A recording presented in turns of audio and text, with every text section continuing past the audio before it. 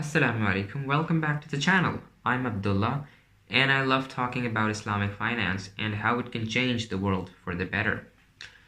So today we'll talk about salam.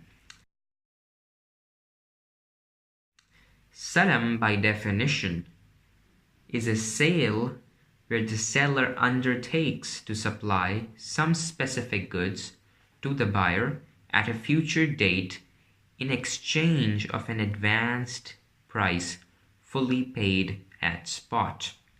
Now that is a lot to take in. So before you understand what is salam, let me give you a pretext, a context to what we are actually talking about here. So we're talking about a type of sale. Now salam is very much an exception to a lot of Islamic financial concepts. Why is that? Well, in Islamic finance, for a sale to be valid, there are many conditions, but the three primary conditions are these. The first is that the commodity that is being sold must exist. So you cannot sell something which does not exist. The second condition is that the person who is selling, the seller, should have acquired the ownership of the commodity. So if the commodity does exist, but the seller does not own it, so he cannot sell it. Okay. The third is that just ownership is not enough. The commodity must come into the possession of the seller, either physically or constructively. That means it should be in the possession, the commodity should be physically in the possession of the seller so that he's liable for any loss that happens to the product. So these are the three primary conditions for a sale in Sharia. But these conditions pose some problems to people such as farmers. So when the Prophet ﷺ made hijrah to Medina, so the main occupation of people in Medina was agriculture. So what people used to do, what farmers used to do, is that they used to take loans, and then they used to invest that money which they got from taking a loan into their farms to grow crops. And then they would, once the crop was, ready, they would sell the crops and then they would earn profit. And then they would use that profit to pay back their loans with interest.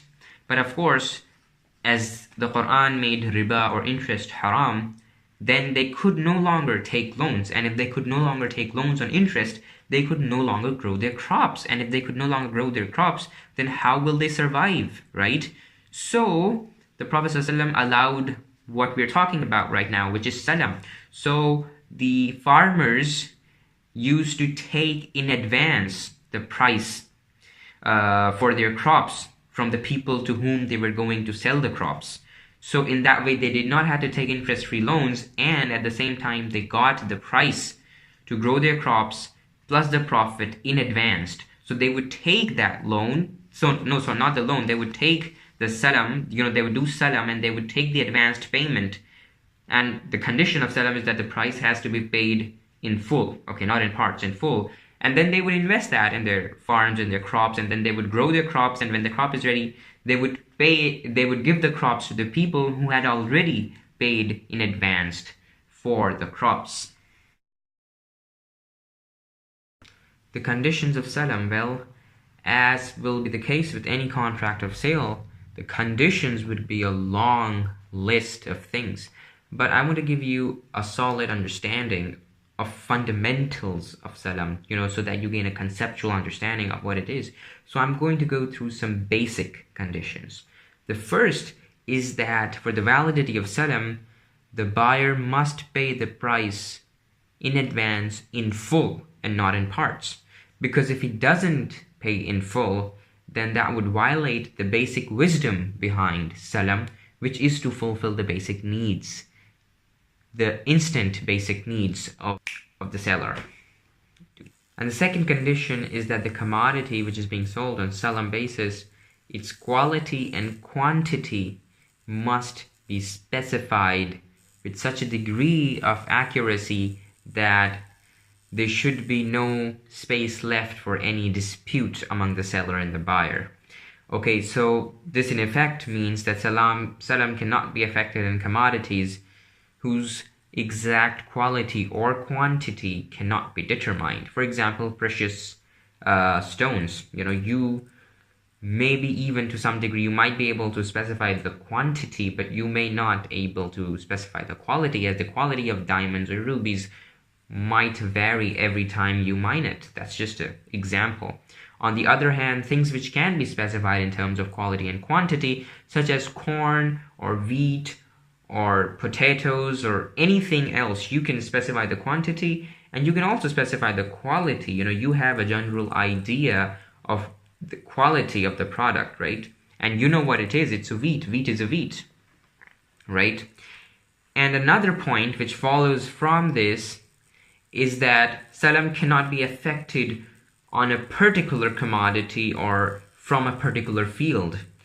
For example, if someone makes a salam contract for 100 tons of potatoes, then that just means that 100 tons of potatoes of a pre-agreed upon quality. He cannot say that the potatoes that I'm going to buy must be from that specific farm or from that specific area of your farm.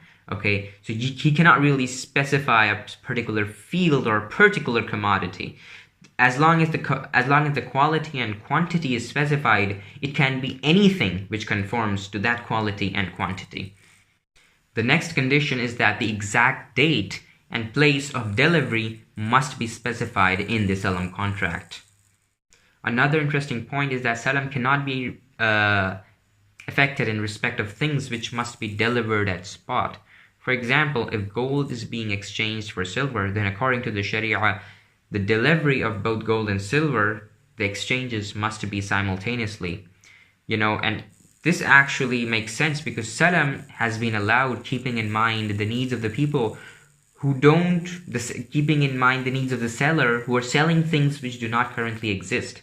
So they have to work, they have to put in effort to bring that thing into existence, whether it's crops or it's something else. But in case of gold and silver, they already exist. You're not going to do some sort of alchemy to turn things into gold, right? Gold and silver are things that already exist, so salam cannot be affected for the trade of gold and silver. Similarly, if you're doing barter, for example, you're trading wheat for barley, then the simultaneous delivery of both is necessary for the validity of the sale. Okay, so salam cannot be allowed in this case also. So these are the basic conditions for the validity of salam. Now, there are 4 schools of thought: Hanafi, Maliki, Shafi'i, Hanbali. Now, there's some difference of opinion in some particular details of the salam contract. For example, the Hanafi school says that the commodity for which the salam is affected must remain available in the market right from the day of the contract up to the day of delivery. But the other 3 schools, the Shafi'i, Maliki, and Hanbali, say, well, it's not really necessary that the commodity remains in the market from the beginning of the contract, as long as it's available at the time of delivery. So these are some, and there are even more points where the difference of opinion among the 4 schools arises, but you don't really need to know those technical things. So anyways, this was the basic idea, the concept of salam. It's also called buy salam. B-A-I, buy means sale in Arabic. Now, something very much related to salam is istisna, which also is an exception to the 3 fundamental conditions for a valid sale in Islam. But I'll cover istisna, inshallah, in the next video. So that is it for this video, and if you like this video, please consider subscribing to this channel. And if you loved this video, then make sure you share this video with other people and comment to let me know what you think of salam and if you have any doubts. And I will see you in the next video. Assalamu alaikum.